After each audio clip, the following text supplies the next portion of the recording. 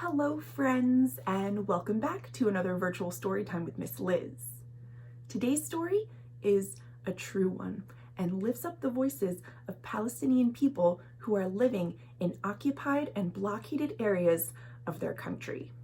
Today's story is better for older readers because there aren't as many pictures accompanying it as we are used to. However, this is a deep and powerful story that deserves to be told. So I hope you'll stick around and listen. The story comes from this kid's book in the library's collection. It is called Drawn Across Borders, True Stories of Human Migration. And it was written by George Butler, who is a reporter and an artist. I'm gonna go ahead and flip to the story about Palestine right now.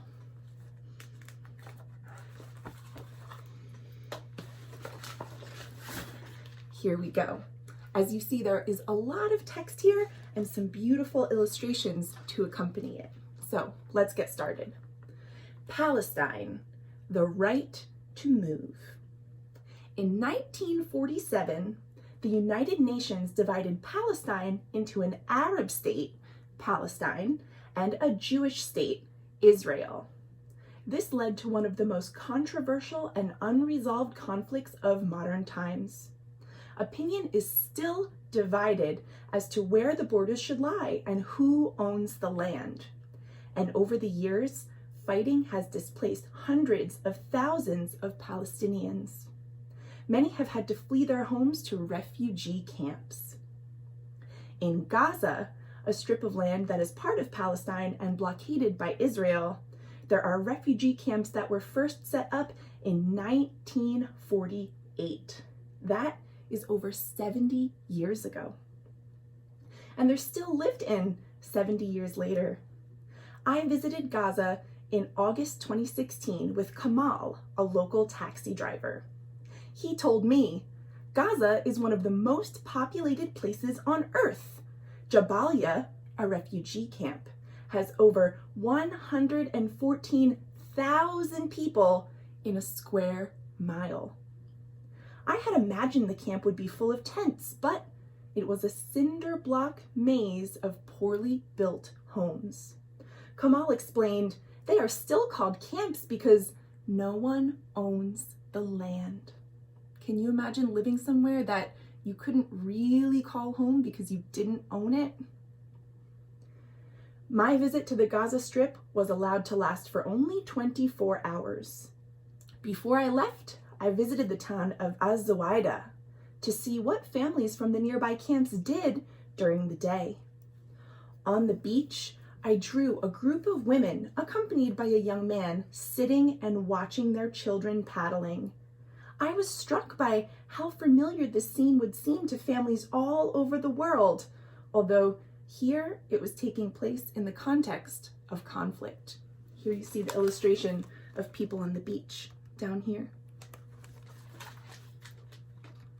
For Palestinians, movement is heavily restricted, especially crossing the borders controlled by the Israeli and Egyptian authorities. This makes seeing family, getting to school, medical trips, and work difficult for a predominantly young population. I traveled to the West Bank, another disputed area controlled by Israel, where millions of Palestinians live. Down the road toward Jerusalem, we found al-Khair, a small village that had been demolished by Israeli forces the day before. You can see here the ruins of that village here. Families stood around the remains of their homes and children played in the rubble. They were not as outwardly angry as I had expected, just quiet.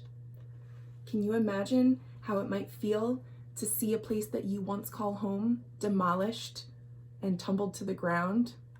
I can't imagine that it would feel good.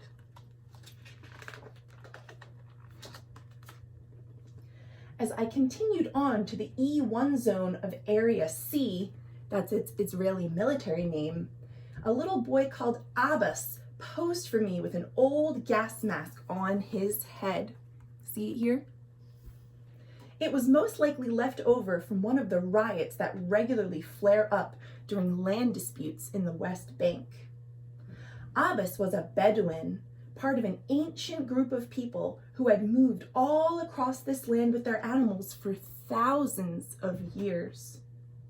This kind of migration is harder for them now, as walls and roads have been built across the land.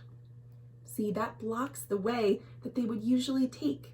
The paths they take throughout the land are blocked by modern civilization. I spoke to Ayad, another Bedouin in Area C, who described the problems they faced. He said, "We used to live in Hebron, but as sheep owners, we moved from place to place looking for water. I have 5 brothers and 4 children. We sell milk and cheese and lamb." Like many Bedouin and many Palestinians in the West Bank, Ayad is no longer free to move around. Now, stationary for the first time in his life, he has built a house for his family. But the land is disputed, and the house is under a demolition order. He told me they, and they is the Israeli authorities, could come at any time, but we have nowhere to go. Imagine being in his place, knowing that the place that you're living could be destroyed at any time. In Bethlehem, which is also in the West Bank, I walked along one side of the wall built here by Israel. It was covered in graffiti, documenting the war and with messages of love and hate. A man showed me to his rooftop and pointed out his aunt's home on the other side, only 100 yards away, but now separated by an impassable barrier. It wasn't until I had seen these restrictions in Palestine that I appreciated the anxiety caused by taking away people's ability to move. Think about that. You and me, we are so much freer to move around, not just our city of Philadelphia, but our state of Pennsylvania and the entire country of the United States. So many of the people in Palestine are unable to move around freely, and that is distressing, demoralizing. I can't even imagine the pain, the fear, and the sadness that so many Palestinians feel every single day. Now, that is the end of this story about Palestine in this book. This book also contains many other stories of migration and refugees from places like Syria and Iraq. If you want to read the rest of the stories, you can check this book out for yourself. Again, it is called Drawn Across Borders: True Stories of Human Migration by George Butler.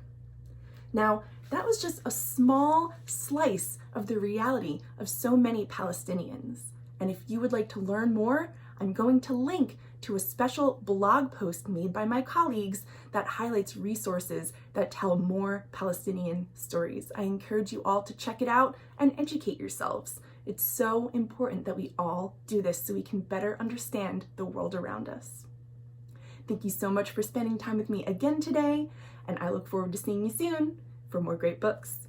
Thanks for watching.